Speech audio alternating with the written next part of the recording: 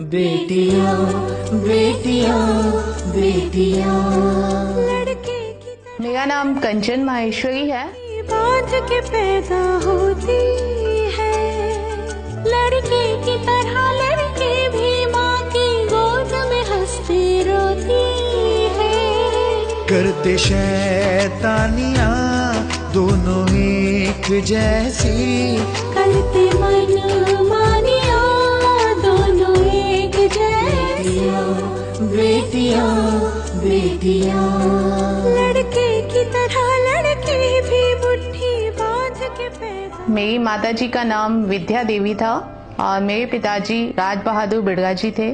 उन्होंने मुझे कभी भी जीवन में यह महसूस नहीं होने दिया कि बेटियां ये काम नहीं कर सकती। उनकी डिक्शनरी में ये शब्द नहीं था, कभी उन्होंने मेरे जीवन में भी नहीं आने दिया कि मैं ये काम नहीं कर सकती हूँ। उन्होंने मुझे बेटों के साथ ही पाला। कभी कोई उनको कहता कि इसको घर का काम सिखाइए या इसको तो ससुराल जाना है, तो वो हमेशा कहती थी जब सर पे पड़ेगा अपने आप करेगी। और ऐसा ही हुआ। आपको मैं बताना चाहूंगी सबसे बड़ी चीज, जब मेरी शादी हुई मुझे आटा तक गूंदना नहीं आता था और मैं एक बहुत बड़े परिवार में शादी होके आई थी। तो यहाँ पे हम ये लोग 3 भाई थे, माताजी पिताजी थे और मैं सबसे छोटी थी। उसके बाद भी मुझे यहाँ पे मेरी मदर इन लॉ ने पूरा सहयोग किया, मुझे काम करना सिखाया। तो इस तरह से था कि उन्होंने कभी इस बात का नहीं रखा कि कभी भाई मजाक में कहते भी थे कि मम्मा ये तो बैक टू पवेलियन है, हमेशा वापस आएगी, देखना इसकी ससुराल में नहीं पटेगी। तो ये सब चीजें होने के बाद भी, अनपढ़ होने के बाद भी मेरी माँ ने कभी मुझे एहसास नहीं होने दिया। कहते नहीं, ये मेरी बेटी है, ये सब कुछ कर सकती है। घर में आपको कोई काम हुआ वो किया, तो ये सब काम अच्छे काम होते हैं। तो आपको जो 5th स्टैंडर्ड के बच्चे, पहले हम ये प्रोजेक्ट 5th स्टैंडर्ड के बच्चों से शुरू करेंगे कि वो उनको एक कॉपी दी जाएगी, उस कॉपी में वो जरा डेट डालेंगे और एक अच्छा काम लिखें। सब बच्चा मेरा साथ देंगे? पक्का? वेरी गुड, बहुत बहुत धन्यवाद।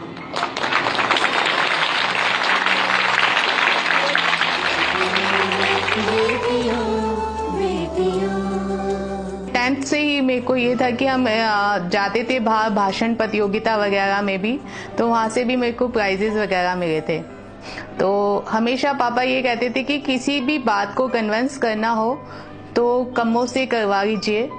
मेरा घर का नाम कम्मो है, मैं आप सबको बता दूं। तो वो हमेशा मुझे प्यार से यही कहते थे कि अगर कोई भी काम नहीं बन रहा और वो करवाना है तो वो मेरी बेटी कर सकती है। जैसे मुझे मेरी माँ ने मुझे आगे बढ़ाया, उसी तरह मुझे शादी के बाद भी कभी कोई दिक्कत नहीं आई। मुझे यहाँ पे भी सास और ससुर के रूप में मुझे अपने माता पिता ही मिले। उन्होंने हमेशा मुझे आगे बढ़ाया। वो शुरू से कहते थे, मेरे फादर इन लॉ का तो एक ही था कि मेरी कंचन जैसी तो कोई हो ही नहीं सकती।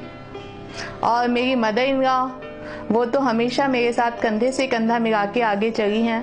उन्होंने ही मुझे पॉलिटिक्स में आने के लिए एनकरेज भी किया और उन्हीं की वजह से आज मैं इस मुकाम पे हूँ कि लोगों की सेवा कर पा रही हूँ।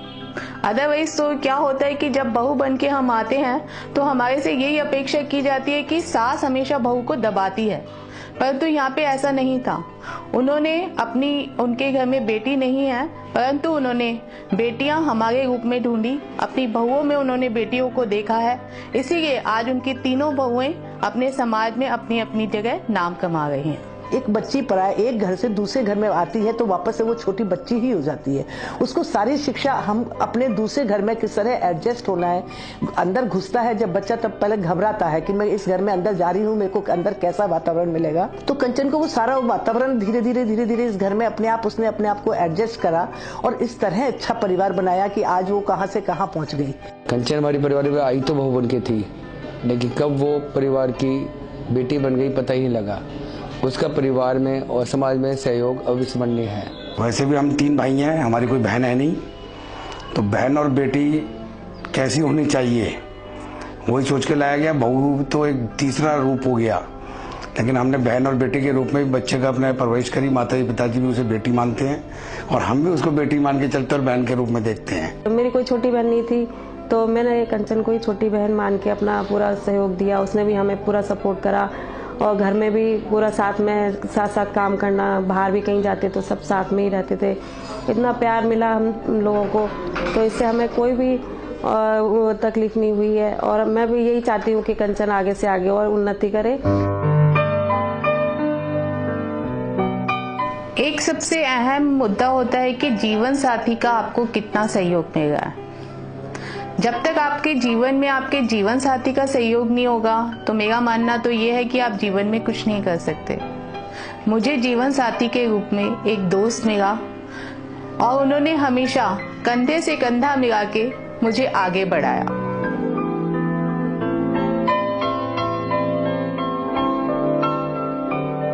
उनकी एक सोच थी कि मेरा जीवन साथी हमेशा एक समझदार व्यक्ति होना चाहिए, जो चीजों को समझे, जो प्रैक्टिकल भी हो।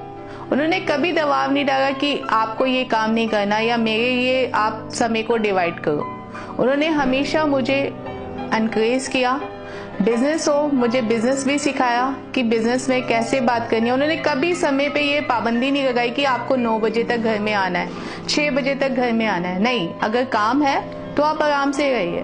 आपका पार्क है, आपका अपना पार्क है, आपका क्षेत्र है। जब तक आप सब सक्रिय होकर यहाँ पे सहयोग नहीं करेंगे तब तक यहाँ पे ना तो सफाई व्यवस्था रह सकती है और ना ही इस पार्क की मेंटेनेंस रह सकती है। और ना जब मैंने इलेक्शन लड़ा तो मुझे लग रहा था कि बहुत ज्यादा पता नहीं कैसे क्या होगा, परंतु लोगों ने मुझे खुले दिल से अपनाया।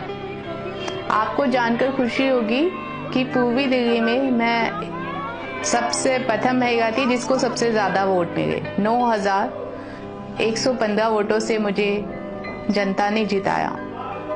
तो मुझे हमेशा लगता था कि मैं उनके विश्वास पे खरा उतर पाऊंगी या नहीं उतर पाऊंगी, परंतु उसके साथ साथ मेरे मन में एक विचार था कि जब हम पॉलिटिक्स में नहीं आए थे तो मुझे किन किन दिक्कतों का सामना करना पड़ा। तो मैं कभी भी अपनी जनता को उसके लिए बाध्य नहीं होना पड़ेगा कि उन्हें किसी भी दिक्कत का सामना नहीं करना पड़ेगा। बहुत आशाएं गई कि कोई व्यक्ति आया है तो उसकी आशा टूटनी नहीं चाहिए, क्योंकि हमारे पास सिर्फ एक ही काम है कि किसी की आशा अगर हमने तोड़ दी तो हमारे जीवन में बचा ही क्या, कि हमने अपना सम्मान खो दिया। इसलिए अपने सम्मान को बनाए रखने के लिए हमें अपने व्यक्ति की आशा को हमेशा जीवित रखना है और उसके प्रत्येक कार्य को करवाने का पूरा प्रयास करना है। अब हम अपने जान में जहाँ तक ऐसे पेड़ लगे हमने जहाँ तक ठीक लगाई हमें कोई तनख्वाह ना मिली, सिर्फ 1 लाख मेरा तो समाज को यही कहना है कि जैसे मेरी जैसी बेटियां जो सोच भी नहीं सकती थी आज इस मुकाम पे आई, वो भी सिर्फ इसलिए हुआ कि हमारे माँ बाप, मेरे सास ससुर इतने कोऑपरेटिव थे। बेटियों को जब तक हम आगे नहीं बढ़ाएंगे तो हम अपने समाज को, अपने घर को कभी भी शिक्षित नहीं कर सकते, क्योंकि एक बेटी अगर शिक्षित होती है, एक बेटी आत्मसम्मान से पूर्ण होती है, तभी वो अपने घर को भी संस्कारी बनाती है और साथ साथ जिस घर में जाती है उस घर को भी संस्कारी बनाती है। मेरा मानना तो यही है कि अगर हम अपनी बेटियों को पूर्ण रूप से विकसित करेंगे तभी हम एक भरा पूरा संसार बना पाएंगे और एक ऐसे समाज की कल्पना कर पाएंगे जिसमें कहीं पे भी दुख दर्द ना हो।